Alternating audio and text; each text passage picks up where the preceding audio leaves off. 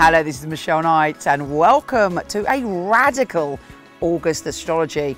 Not only do we have a full moon and eclipse of the full moon, we have a new moon and eclipse of the sun. Yes, we are in eclipse season, which is all about radical and dramatic change. Our soul is going for a revolution, or even through a revolution. Here's your monthly astrology.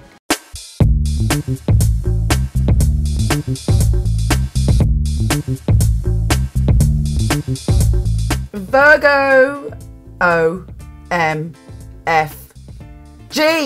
This month is extraordinary, and I mean, anything could happen. It's got everything, it's got it all. If I was to look at some main focuses, I would say, you know, it's to do with you coming into yourself, dealing with the past, and getting ready to fly, baby. Now, one of the most fundamentally important things about this month is that Mercury, your ruler, is going retrograde in your sign. I'm going to stop talking very slowly like that now, but I'm like, where do I begin with you, babe? Put it this way, Mercury goes retrograde, yeah, we all know that. But when it's in your sign, it's like, oh, all the focus is on you. Now, I believe, being an optimist, that this gives you a great opportunity to go back and do your homework. Are there things that you haven't, even though you're a Virgo, dealt with properly? You have got to go back over everything. To take advantage of this fabulousness, you have to go back and go, right, I am checking everything that I'm working on. I'm checking everything that I want to be. I'm checking that I'm doing everything to make my dreams and my pathway clear. Go over old documents, go over old business plans, go over your website.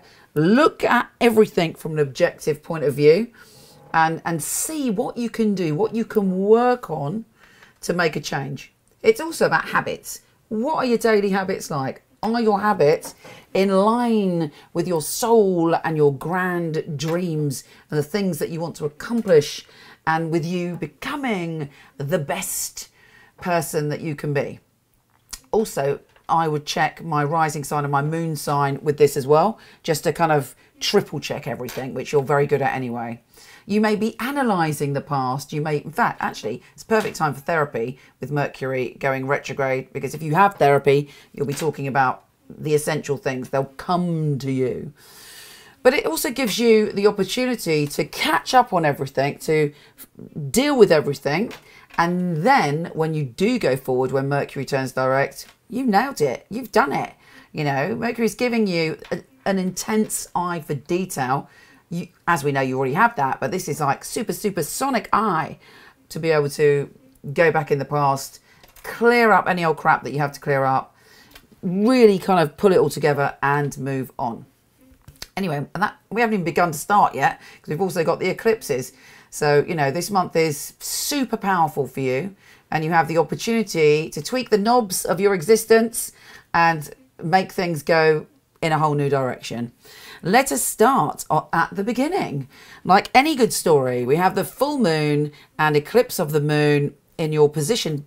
Interestingly, because this kind of backs up what Mercury's doing, in your position of habits, health and well-being, and taking care of business, taking care of looking into your work, looking into your daily routines, and looking into your health and well-being. So it's important, I just turned that sound off. It's important for you to allow this eclipse to bring about a spiritual change. And also it's your secret weapon, because it's allowing your unconscious to draw up all this stuff that you're blocking, yeah?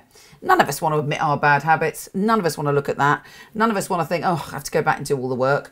But it's essential to your progress. So this moon is going to go, oh, I'm casting a spell upon you. You will have a dream. You will have a signpost. You will have a vision. You will have a strange coincidence into what you need to focus on. So really pay attention. And interestingly, it's, am I shouting? I think it's because I'm overexcited.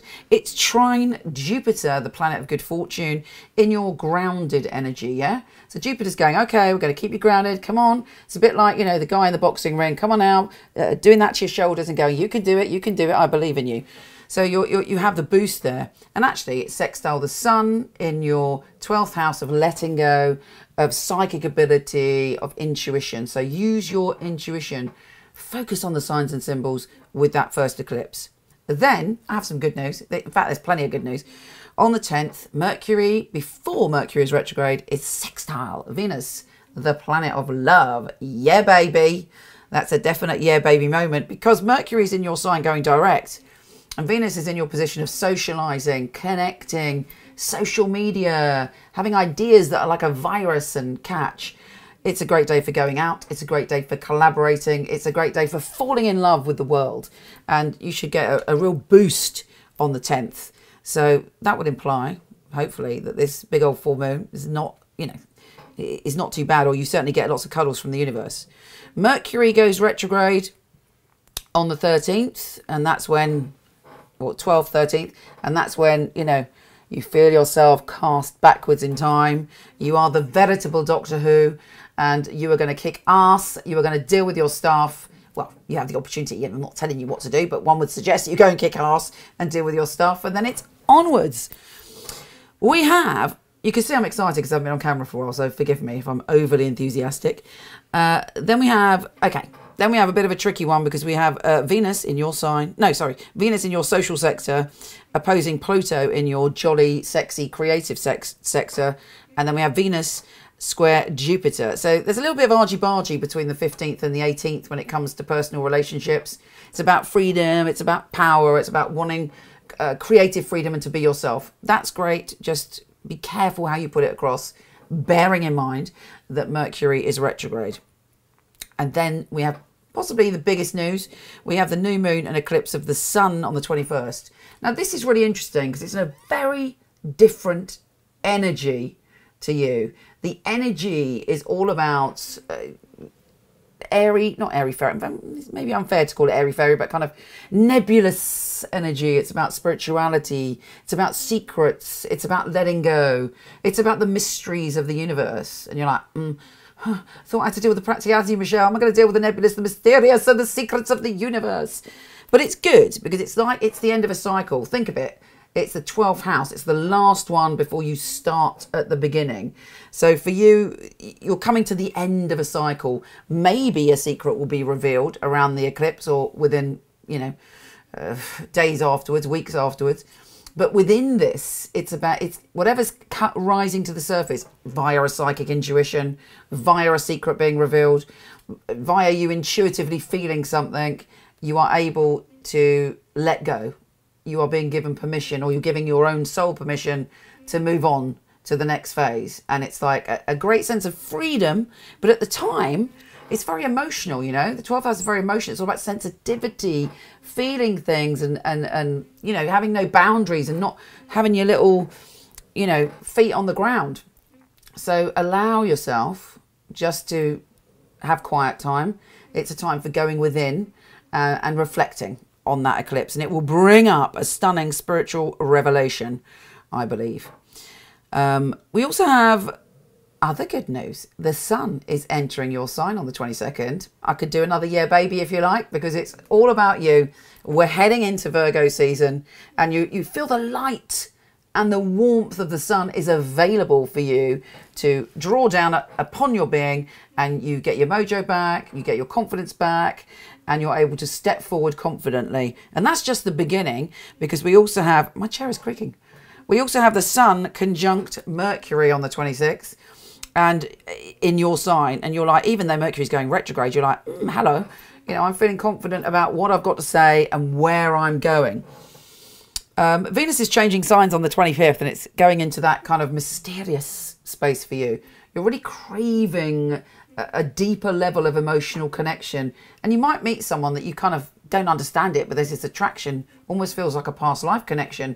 You're looking at them, they're looking at you, you look in their eyes, it feels like you've known them forever. Obviously, because it has no boundaries, that energy, it might be like, oh, love is a drug, but just be careful you do ground it a little bit, put it that way. Anyway, what do you think about that? It is full on. Make sure, or if I were you, I would make sure I did my homework. I would go over all the details, experience the surrender, know that you are tipping in to a brand new cycle and that anything is possible. Take care, gorgeous, and I'll speak to you soon.